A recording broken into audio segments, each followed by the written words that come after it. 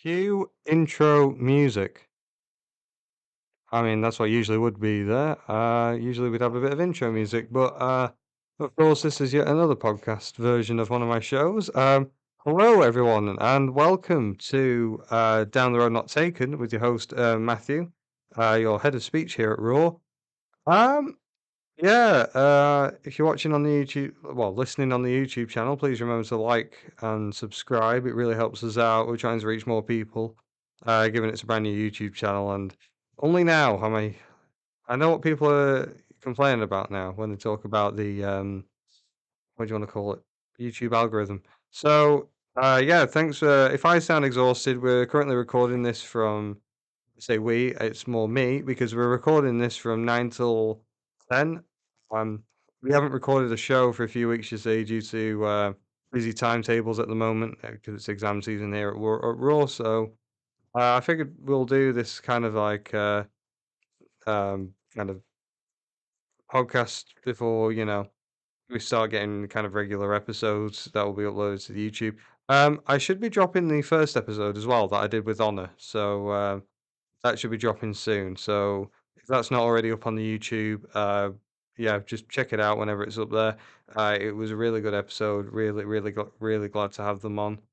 Um, yeah. So bit of a quieter episode. A bit of a more laid back, tired episode. I'll probably get kicked out of the student union building before we get finished, but that's kind of what these things happen. If my grammar is bad, then that's probably another thing as well. Right. Okay, let's get this schedule. 'Cause I have a few things we can talk about today. While which I designed while as well as doing my polls. Also, if I don't edit this out, then this is just a little explanation right here. Um, if I disappear at like any moment, it's probably so I can plug my computer in. So yeah, it's on low charge. I forgot to plug it in. I'm not part of Raw. Well, I help out at Raw Tech. I'm not a part of Raw Tech, so. Uh, yeah, little fun fact. Uh, nope, that's the edutainment schedule. Edutainment, of course. Please check that out as well. It's a great show. Which we've been doing these polls in the Raw Speech group chat, and we were basically discussing through them the other day. It was a very good sort of pilot for a new show that I'm going to be developing, to also do with polls. But Edutainment is a breakfast show, but we talk about entertainment. Please check it out. It's a great show. It's always good fun. Um, so yeah, so tell you what, I was gonna talk about what if Woodrow Wilson was never president. No, this is something me and Anna brought up, and I was kind of hoping for them to be here when I discuss this again. But I think I might just kind of, if there's anything I've learned over these past few episodes of edutainment and down the road not taken, is that sometimes it's a good idea just to like go with kind of my own little rant, and then I don't know, maybe get someone else's view in the future. That's very much the thing with Doctor Who as well. Like, this isn't entertainment, but just like a little teaser of what entertainment's like. I will talk about the new Doctor Who episode. I talked about it briefly on the other show, and yeah, but I'll give like my full kind of opinions on it because I didn't want to give away too much yet because they were brand new. But let's just say I don't think the show is necessarily my cup of tea, which is what I said the other day, but I'll probably do a more in-depth breakdown. Anyway, that's for entertainment, though. This is, of course, down the road not taken. So, so yeah. So our first category: what if Woodrow Wilson was never president? I'll do a little bit on this because we've got a lot of more questions that I think are more interesting. And again, I want to save this for honor, but I will just briefly like kind of hint towards what some of the things we'll be discussing when we do get around to it. Is that Woodrow Wilson is one of these guys who I'm just going to check the on Wikipedia. They have like a table of how they've ranked all the presidents over the years by historians. Um, Rankings of U.S. presidents on. They should be dropping. They do it every 4 years. C-SPAN. There's others as well, but the most reliable is probably C-SPAN, which is like the American Public Service. Yeah, no, American Public Service, right? Those are words you don't expect. Yeah, that. they release it's the public service kind of politics program. Well, you know, not program but channel, and they release a new schedule like survey every 4 years. They haven't released one yet. We are going to get it soon. It's every year a new president is inaugurated. Oh right, so no, sorry, actually it'll probably be next year. I imagine we'll get it finally. But some of the rankings, they rank current presidents and recent presidents, which you know, personally I'm not a fan of. I like to when I do my rankings, I give them a bit of time before I like give them a solid ranking. Like I'd probably only go up to Bill Clinton, and that's it. But you know, FDR, Franklin Roosevelt in the last C-SPAN was rated from 2021 was rated the third best president. Theodore Roosevelt, the fourth best president. Uh, Dwight Eisenhower fifth. JFK eighth. Um, Lincoln, of course, first. Uh, that just kind of gives you kind of like a general overview of where they rank him. But Woodrow Wilson, 13th. Now, Woodrow Wilson was a two-term president, serving from, I believe, 1913 and 1921. Preceded by William Howard Taft, succeeded by Warren G. Harding, who famously died 2 years into his term and was replaced by Calvin Coolidge. Um, yeah, Wilson shouldn't have been president. What happened was Teddy Roosevelt, who I mentioned before, for those of you who don't know, obviously the very popular, Republican. But even though he was a Republican, the Republicans were a lot different in the early 1910s than they obviously are today. Definitely a lot more what we would call liberal and to the left. Um, just like how a lot of Democrats were very much to the right. And yeah, so don't get me wrong, he was a conservative, but he wasn't really what you probably think of conservatives as today. And he was what was called at the time progressive because it was the beginning of what was called the progressive era. Very much a lot of you know, he did a lot of what they call antitrust legislation, which broke up monopolies and such. And this continued through into Wilson. Um, but he was very popular. He stepped down. Now, this is an important thing to remember with US presidents was um, they did so George Washington established a precedent where he served 2 terms and then retired, having a famous farewell speech that was kind of co-written by James Madison and Alexander Hamilton, which kind of listed why he believes no person should stay in power. Because the monarch in England was still very powerful at this time. This was before the Regency crisis and George III going mad. Actually, no, it was at the same time as the Regency crisis, but this was like kind of the beginning of the monarch finally lost power with Victoria, like fully. Um, the last person to be dismissed as prime minister, I believe, was it Peel? In I don't know if it's Peel. Oh, sorry, no, the last person dismissed wasn't Peel, and it wasn't by Victoria. It was William the Fourth who dismissed Lamb, the uh, Lord Melbourne. Um, But yeah, so the monarch was very powerful. Victoria's reign is kind of what killed it. Any power it had, but the president was designed obviously to be in a powerful position, but held by common people. Even though George Washington was a rich plantation owner and general. Um, but yeah, so he served in office for 8 years, and he decided to retire at the end of his second term, and then he was succeeded by his vice president, who was elected in the election of 1876. Um, but yeah, so obviously that was John Adams. Please watch the John Adams miniseries if you haven't. It's a great show. So Washington resigns. Not he doesn't resign. Sorry, I should specify. He just left once his term ended. He never resigned. He never stepped down. He just didn't run for re-election. Um, and that was held as a precedent then, because every single president who got elected to a second term, so like Jefferson, Madison, Monroe, Jackson, um, yeah, who else did we have? We had Jackson. I think the next one re-elected was Lincoln, but he got assassinated. Grant, um, Grant. In fact, the next person. Now, here's the interesting thing. While no president broke the two-term kind of convention, it doesn't mean that Grover Cleveland didn't achieve two non-consecutive terms. He kept to the convention, but he didn't do it consecutively like the rest of everyone did.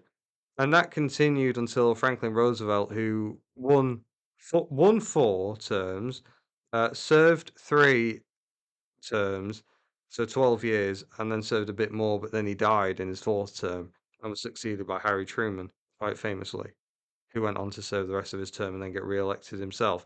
Now, because Roosevelt had won so many times, the Republicans and others in Congress decided to pass an amendment. Usually, I do remember the name of the exact amendment, but I forgot, so I'm sorry. But they passed an amendment which meant that he couldn't run. Well, I say he couldn't run. He had passed away, but it basically meant all future presidents could not run for a second term in office. It was limited to 2 4-year terms, except for Harry Truman, who, after completing his second term, and it's after a certain date as well. So Lyndon Johnson, who served the remainder of John F. Kennedy's term after his assassination, and then served 4 years himself. So he served in total about 5 just about a bit over 5 years. Um, because Kennedy only had 1 year in office left, going into 1964, which would have been his last year in office of his first term, like literally just going into it. Um, President Johnson, had he decided to run for another term after had he decided he did run again, actually, I should say. He ran again in 1968, but stepped down during the primaries because Robert F. Kennedy was being very popular, and it looked like probably would have won the nomination had he not been assassinated himself, tragically. So, and that election, of course, was run by John F. Kennedy's old rival, Richard Nixon. But so Johnson, had he won another term, he actually may have no, he wouldn't have passed away by that point. He passed away in 1973, but he won, and that would have been about 9 years that Johnson would have served rather than the conventional 8. So, but say, for example, Harry Truman, though, um, succeeding FDR after only a couple of months, he wouldn't, if we applied this rule to him, he wouldn't have been able to have run for another term after his second term. I know it sounds quite complicated. Truman was an exception though, because he was in office when they made the amendment. Truman could have run, even though he served the majority of FDR's what would have been FDR's 4th term, and then one in his own right, totaling to near enough 8 years. Um, Congress decided that he could run again if he wanted to, and theoretically he could have run again after that, and then again. So Truman could have kept running if he wanted to, whereas his successor, which would ended up being Dwight Eisenhower, couldn't have run for more than 2 terms.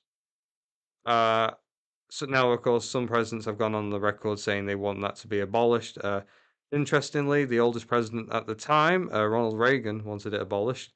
So, and so did Bill Clinton. And if Bill Clinton ran in 2000, I reckon the world actually would have been a lot different. So, anyway, that's just my 2 cents. Because I reckon he would have won in 2000, even with Lewinsky. Um, but yeah, so this is a long way of saying, to get to the point, that Theodore Roosevelt could have run again in well, he did run again. All right, okay. So Franklin Roosevelt served as first, succeeded William McKinley.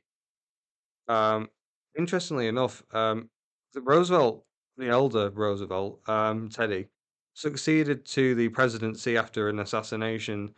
He only, but that this was a couple of months into what would have been William McKinley's second term.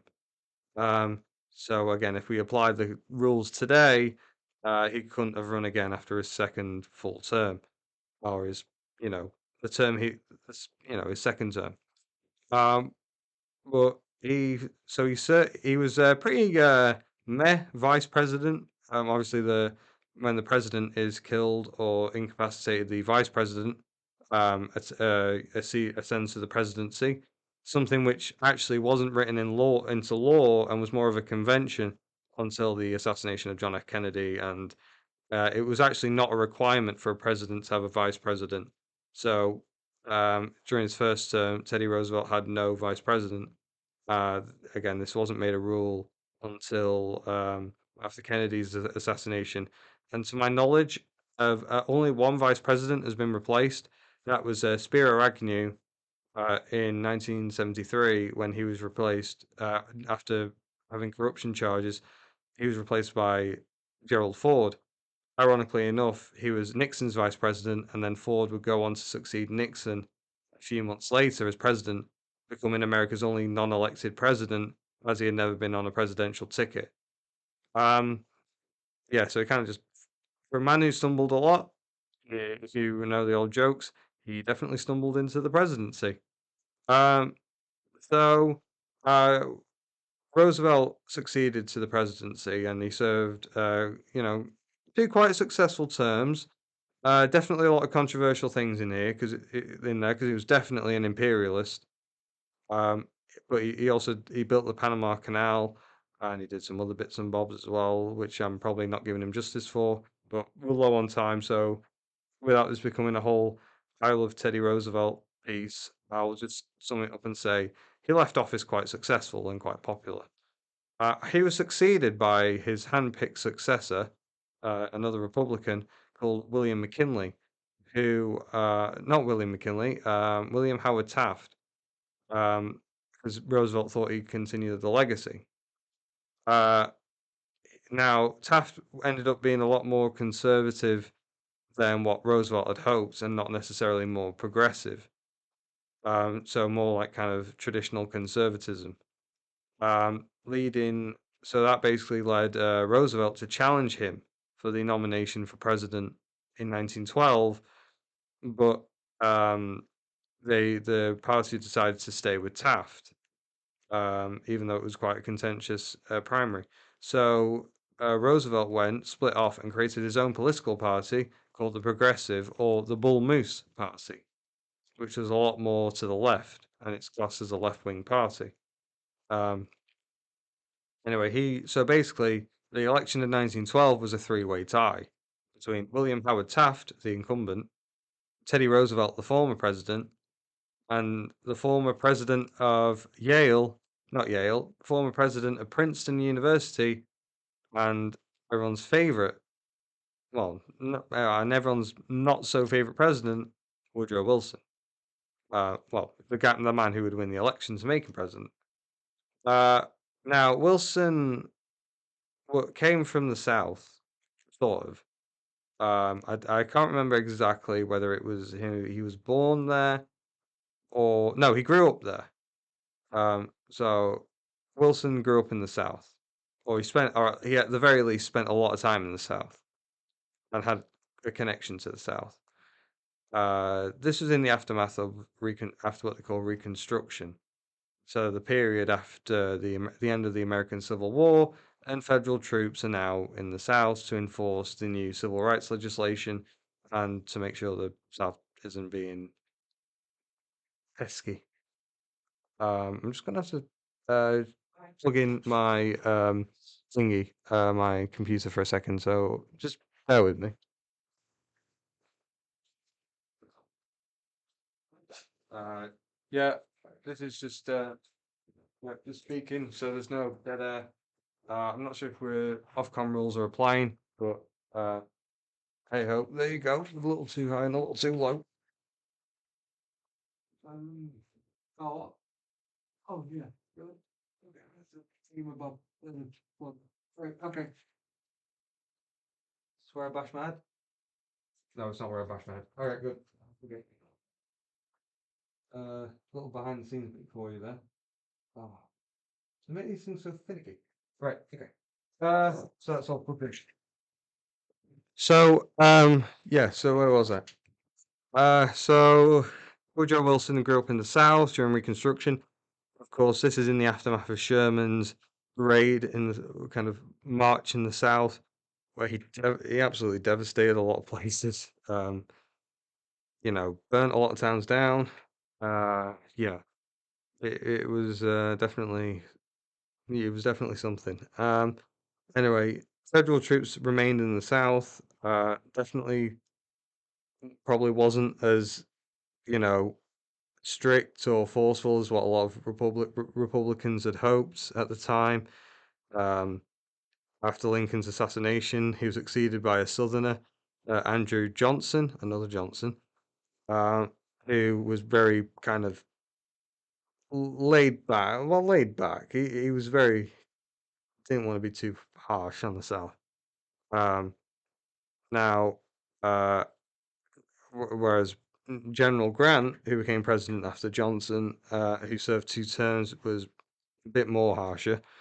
Uh, and he was like the last president of Reconstruction because federal troops were pulled out after he left office. But that's a whole story in itself, why that happened. I won't get into that now, but it's interesting. So Wilson had very much what is now known as lost cause mythology. Um, he believed in the lost cause myth. Now, the lost cause myth is something that persists to this day but is dying, where it's believed that the Civil War was not about slavery, but instead about the North being tyrannical. So, the common phrase that's chucked around is states' rights, namely things like taxes and things similar to what happened in the nullification crisis of 1930 of the 1830s, where South Carolina, I think, refused to do something that the federal government had instructed them to do because they believed it was sort of tyrannical. Um, yeah, no, the Civil War was 100% about slavery. Um, it, the most common response to the argument of states' rights is the common response is to go states' rights to do what? And yeah, it was states' rights for slavery. It was an absolute myth. Um, but Wilson bought into it. He believed it. He believed the South was. He didn't believe that the South should secede from the US, but he believed that the cause of the Civil War was the North being tyrannical. And that definitely informed his worldview. He was a historian. He's the only president who had a PhD. He would he would have that PhD in history. He would be a historian. That's how he ended up as president of Princeton. And yeah, he would write a lot of histories that nowadays and even back at the time are now considered completely false and fictitious. Um, and he was definitely what they call a Southern sympathizer. Uh, Now, how does this become relevant later? Well, so what happens is Wilson, Taft, and Roosevelt duke it out in 1912. Uh, Roosevelt, due to his popularity, splits the vote between him and Taft, but given America's system, obviously there's enough of a base there to support the Republican Party, so it doesn't cause a swing to either Taft or Roosevelt. Taft becomes the uh, has a rare moment where an incumbent president, has the least amount of votes compared to the third party, which is incredibly rare. Um, and Roosevelt won electoral votes, which is also very, very rare for a third party. Um, but eventually it split the vote. Interestingly enough, this election was the famous incident where Teddy was shot, but he continued his speech for like an hour or so. Um, Yeah, no, that's this famous incident that actually happened after he was president. Um, yeah, he was definitely, don't get me wrong, he was definitely sort of a great guy, but yeah, he split the vote, and it led to Wilson being elected when really it probably should have been a Taft re-election, or had Roosevelt been given the nomination a third Roosevelt term. Um, but Wilson comes in 1912, and it's a very unfortunate time for him to be in office because what happens? World War One, and now, to be fair to Wilson, the majority of the American public didn't want to go to war even after the sinking of the Lusitania. But it's been argued that once the Lusitania was sunk in 1915, Roosevelt would have brought America into the war because about 100 and something Americans had been killed, and it was now this has been a source of controversy for a century now. It's still debated, although I'm not sure. Now, if I am incorrect and a conclusion has been reached, then I do encourage you all to research this for yourself. Of course, anything on this show, please go and do your own research. Please correct us when we're wrong. Never learn history from just one source. Never do that. So, it was debated about. Now, of course, it's obviously a war crime to attack the passenger ships.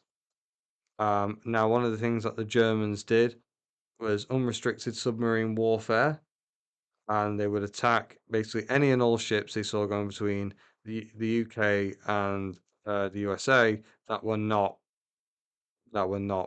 military ships.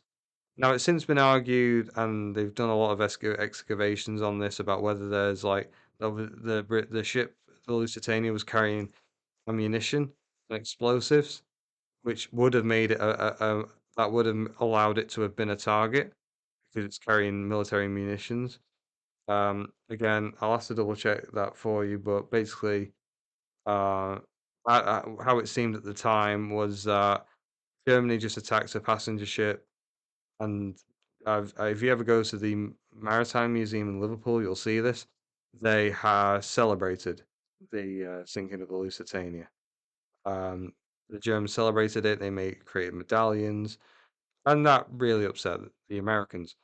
But Wilson held off, mainly due to public opinion.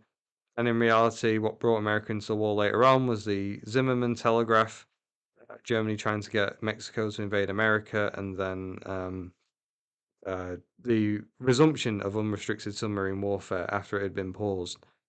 Um, now, uh, it's argued that had Teddy been in office when he sunk the Lusitania, he would have gone and brought America into the war early, which in hindsight may have been the better thing to have happened because it was kind of America's involvement by the end of the original First World War that uh, helped end the war, and it's argued that they would have been able to have ended it a bit sooner. The amount of blame you can put with Wilson on this is we don't really know. We know that some people like Alternate History Hub on YouTube have theorized that it would have prevented the Russian Revolution because it would have taken less a lot of strain off the Russian line. Tsar Nicholas was always going to be deposed, but he argues that you know his main argument is that the Germans would never have sent Lenin, no, never got the chance to send Lenin back to Russia, and yeah, Russia would have had more time to kind of stabilize itself. Um, yeah, so that's one argument. Again, this is kind of like one little piece of what would have happened had Wilson not been elected. The main reason why Wilson sucks even more. These are the reasons why he sucks, and we can absolutely blame him for these. Uh, he resegregated the U.S. government.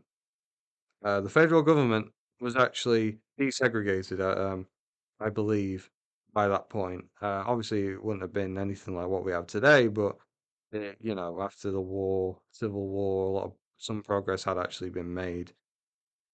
Uh, yeah, Wilson resegregated the federal government. Um, Perhaps his biggest crime, his biggest kind of transgression as president was the first movie ever shown in the White House cinema was The Birth of a Nation, which is, and I don't apply terms like this lightly, but it's definitely a very racist, if not one of the most racist movies of all time. And the guy was a racist. I mean, I know there's standards of the time, and then there's been even more extreme than your standards at the time, and that was Wilson. Wilson was even more extreme than what what it was at the time. Um, anyway, this film is an open um, endorsement of or at the very least, it presents the Ku Klux Klan, KKK, in a good light. And not only did Wilson show this film, because this film is actually still studied today for its filming techniques. Obviously, nowadays, there's obviously a disclaimer that says everyone knows it's a racist film. But we study it from not necessarily about what's in the film, but I'm a film student. I've never studied it yet, but they study it for its filming techniques and the work of D.W. Griffith, the director, is kind of it was important in the history of cinema, but the history of cinema is and in terms of techniques like that is a bit different from you know what it actually was. And if I'm explaining that correct. And Wilson not only showed the film, he did openly endorse the KKK. Now, the KKK first started up in the aftermath of the American Civil War, of course, in the South. But Lyndon Johnson created the Department of Justice. Not Lyndon Johnson, S. Grant created the Department of Justice or a similar branch, and he sent um, troops in to basically destroy the KKK, which they pretty much accomplished. They destroyed the first KKK. But the KKK reached its peak in the 1920s and 30s. This was after Wilson endorsed them. They were endorsed by Woodrow Wilson, and a great many African Americans were killed, lynched, which is, another horrific form of being killed, um, terrorized, and it was horrible what he did to them. Um, what he caused to happen or helped happen. Um, his other kind of now that was just one part of his legacy. He also, as many people rightly point out, signed a lot of kind of censorship laws. He passed a lot of you know um, similar to perhaps some of the worst laws ever created in American history were signed by John Adams, the Alien and Sedition. That might have been British actually, but it was something called the Alien and Sedition Act in during the you know back when tensions were high with France after they had their revolution. Wilson did something similar, but he threw hundreds into jail. Um, he threw hundreds into prisons after the and using the First World War as an excuse, threw tons of people into prison and increased things like censorship and surveillance. And of course, the last thing he did was he was he's the guy who kind of this idea that of America storming into countries across the world to promote democracy and all that, which is since let's just say it's since been very controversial, especially with the war in Iraq, 21 years like 21 years ago. Well, obviously it continued for a lot longer than that, but like from when it started, but. Um, Wilson, what he did was now Wilson did have one good idea, which was the idea of self-determination, meaning that if you ever look at a map of Europe during the First World War, you'll notice it's basically just a ton of big splodges of France, the German Empire, the Austro-Hungarian Empire, the Ottoman Empire, the United Kingdom with Ireland included. Um, it was Wilson who helped promote the idea of maybe, like in, for example, Eastern Europe, maybe people should have the right, if they kind of all identify with each other as a nationality, should have the right to be a nation unto themselves. Um, yeah, obviously that's since gone, you know, very complicated as well, but in essence, it's accepted that that's a good idea. Now, of course, uh, its interpretation, obviously, there's a lot of other problems that have emerged with, you know, yeah, there's a lot of problems that have emerged. I don't think Wilson necessarily would have approved of multiculturalism. Um, I'll just leave it at that.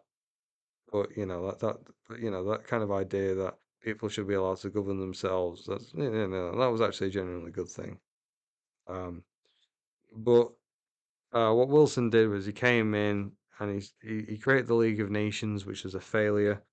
Um, created the League of Nations, and he was the guy who laid the seeds for America getting involved in things.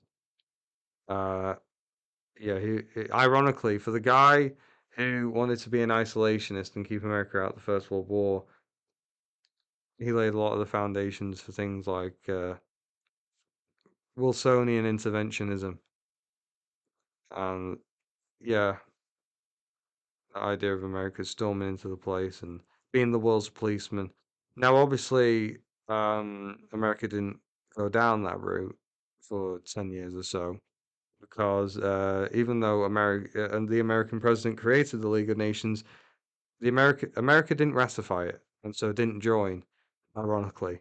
So America wasn't part of the League of Nations. Um, and so he kind of stuck with another guy running another guy's idea from the perspective of the European nations. Um, and now, of course, it formed the basis of the United Nations, and America would become a lot more interventionist during the Cold War, and then after kind of establishing itself as a superpower after the Second World War. But the seeds were laid with Wilson, and so and it's ironic that some people say that Roosevelt was definitely 100% an interventionist, but he was more speak softly and carry a big stick and not nation building, which is kind of what Wilson began to get at during his term. Um, you know, Roosevelt was more get in, get out, get in, solve the problem, get out, not do what they tried to do with, say, like in Iraq nowadays or Afghanistan, where they try and nation build, and not just go get the guys who did it, who did go get the guys who did attacks like 9/11, and then I might have to cut that out because I know that YouTube hates mentioning that. But go get the guys who did it and get out. But obviously, that's not how things have panned out. And spreading democracy across the world is, kind of what's used nowadays for American troops being in different countries. Um, I'm hoping that, that's as impartial as I can go with that. I myself, I'll just I'll just leave it at that. Yeah. So, um, again, I'm not sure if you're an like, I mean, I'm not isolationist, but I don't know what your perspectives are on interventionism. But as with anything, a simple term like interventionism has a ton of different subcategories. It's specifically Wilsonian interventionism that is very problematic, and it's something that still exists today. Um, so yeah, Wilson, interestingly, was only really president for about 7 years. He suffered a stroke, a debilitating stroke. I say debilitating it. I don't want to hyperbole it, but he he had a stroke during his first year in office, final year in office, and people joke that his second wife became the first female president, as I said last week with honor, because she pretty much ran the presidency while he was recovering from his stroke. So that's kind of interesting. Um, yeah, he was. So Wilson died not long after his presidency ended. I'm not sure if he died the same year as Harding, his successor. Um, Warren G. Harding. Actually, no, he lived just a tiny bit longer than Harding. Actually, Warren G. Harding died. I think it was of a stroke. Um, he died of a stroke or a heart attack during his presidency. Um, yeah. So that's Wilson. Uh, I know that was a long preamble, but the actual scenario of what if Wilson wasn't president is it's interesting to think about because um, it's more of a case of not really what if Woodrow Wilson didn't win, but more what if Taft or Roosevelt won. And we could see America getting into the war a lot earlier with Roosevelt. Um, maybe even a bit earlier on with Taft.